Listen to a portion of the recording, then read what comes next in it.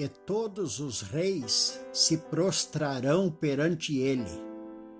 Todas as nações o servirão, porque ele livrará ao necessitado quando clamar, como também ao aflito e ao que não tem quem o ajude. Compadecer-se-á do pobre e do aflito e salvará a alma dos necessitados. Libertará a sua alma do engano e da violência, e precioso será o seu sangue aos olhos dele. Nesta manhã, refletindo na história da vida e lendo esta palavra por várias vezes e orando a Deus pedindo que Ele me desse a graça de mencionar os feitos de Deus, tanto da Bíblia como também da vida dos nossos tempos, das pessoas dos nossos dias, eu lembrei de um tio que hoje já está com o Senhor, e eu creio sinceramente que ele está com o Senhor. Este homem adoeceu mortalmente. Ele morava na Imbuia, o nome dele era Teobaldo Belo, era tio de sangue da minha esposa, e passou então a ser meu tio também.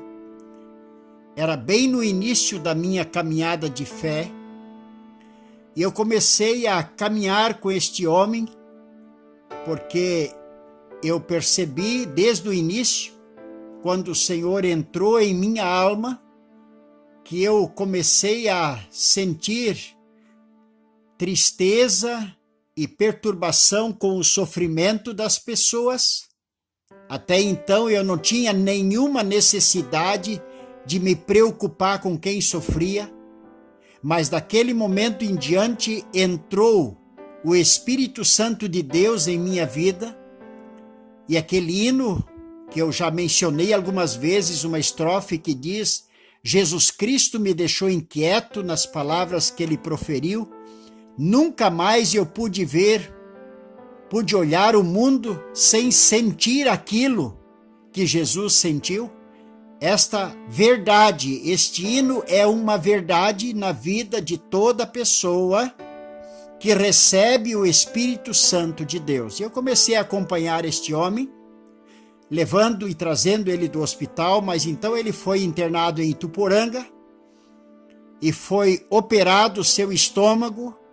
Ele estufou a barriga de um modo exagerado, ele não podia comer, tinha momentos que não passava nem água no esôfago dele, não entrava, ele vomitava tudo.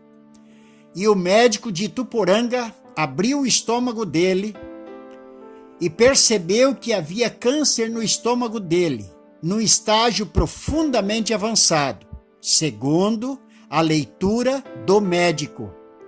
E o médico fez a cirurgia, fechou sem fazer outra coisa a não ser olhar e constatar que era um câncer e que já estava tão avançado. Naquele momento, isso há 35 anos atrás, não havia os recursos que tem hoje, não havia a técnica que tem hoje, o conhecimento. Então, foi mandado ele para casa para que ele morresse em casa. Eu fui buscá-lo no hospital. Quando eu peguei ele no hospital, todo inchado, todo triste, todo sofrido demais, a situação na mesma, ou pior ainda, cada dia pior. Eu perguntei ao médico: doutor, você não me daria uma requisição para que eu levasse esse homem adiante? Porque naquele tempo era com o sindicato, então os médicos da região tinham que dar uma requisição, senão a gente, pelo sindicato, não podia levar ele adiante. E ele disse: não, esse homem está morto. Eu disse: não, doutor, ele não está morto ainda, ele está respirando. Ele disse: não, pode levar para casa que eu sei o que estou dizendo. Daí eu perguntei para o médico: se ele fosse o seu pai, você diria a mesma coisa? O médico fechou a porta do consultório e me deixou falando sozinho. Eu levei o tio para casa e ele foi para casa esperar a morte, mas a morte não veio. Aí um dia ele pediu para levar ele lá em Indaial, no médico de Indaial, Dr. Kerley, que era muito famoso. Ele tinha fama assim, ou sarava ou matava. Era essa a fama dele que a gente tinha lá na Embuia, da fama dele. E o tio disse, olha, se ele não puder me sarar, então que eu morra, porque eu não posso mais viver assim. Não podia comer, não podia beber, estava muito triste. E nós estávamos vindo para Indaial. Quando chegamos antes de Rio do Sul, o tio ficou muito mal e nós tivemos que interná-lo no hospital regional. E ali, o doutor mais antigo do hospital foi o médico dele. Esse homem também examinou, fez todos os exames necessários e ele chegou na mesma conclusão do Dr. Valmor de Ituporanga, a mesma conclusão. Aí esse homem colocou uma sonda no estômago dele para que ele pudesse ser alimentado pela sonda. Não era como hoje, essa sonda nas narinas. Era colocado, ele fez um buraco e botou uma sonda para alimentar ele, porque ele ia morrer de fome. E ele disse, olha, pode levar ele para casa, porque ele não tem o que fazer. É câncer, assim como o médico Tuporanga, eu fiz todos os exames e é verdade, é câncer. E eu levei ele para casa, e ele ficou em casa esperando a morte, mas a morte não veio. Aí esse homem pegou o ônibus sozinho e foi para Indaial, de ônibus. Sozinho eu não digo, porque a esposa eu acho que foi junto. E o médico de Indaial fez o exame e disse, olha, você tem um tumor no esôfago. Você não tem nada no estômago. Veja, o médico Tuporanga abriu o estômago dele e disse, está tomado do câncer. O doutor lá de Indaial disse, não, você não tem câncer no estômago, o teu estômago está bom, melhor do que o meu estômago, mas você tem um tumor no esôfago. Eu vou fazer uma biópsia, vou mandar para São Paulo, e quando voltar o resultado você pega em Rio do Sul.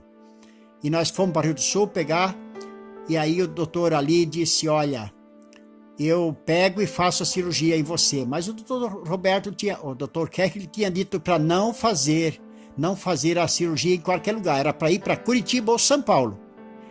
E daí esse doutor ali disse, eu faço e garanto. E aí o tio ficou ali, ele fez a cirurgia.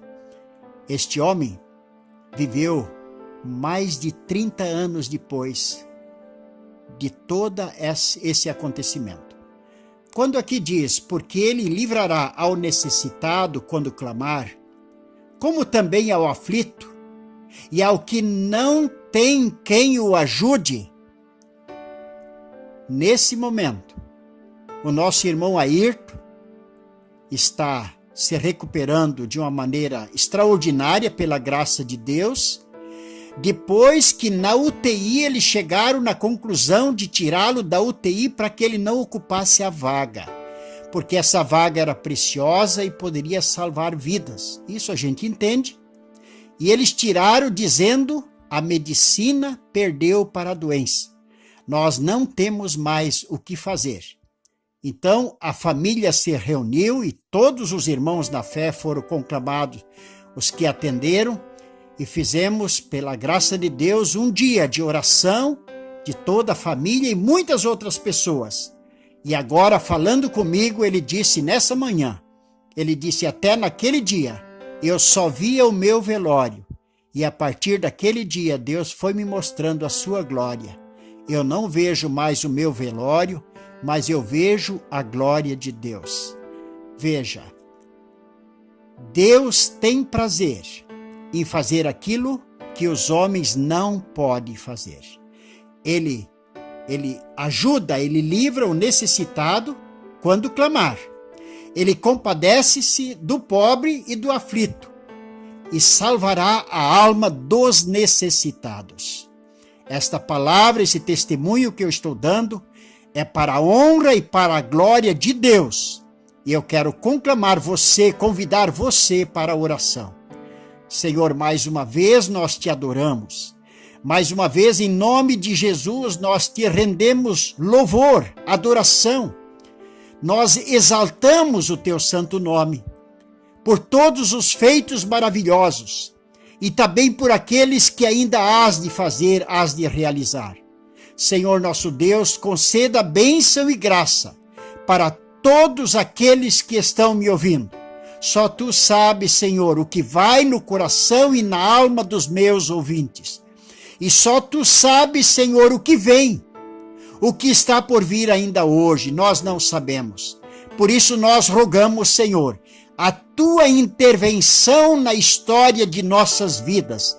Não nos deixes entregues a nós mesmos, nem quando estamos felizes, satisfeitos, realizados, e nem mesmo quando percebemos que ninguém pode mais nos ajudar. Senhor, concede a graça da tua presença em nossas vidas. Nós rogamos assim e nós oramos em nome do Senhor Jesus. Amém, Senhor. Quem vos falou foi o missionário Alair Scheidt. Mais uma vez eu conclamo você em nome do Senhor, leia a sua Bíblia.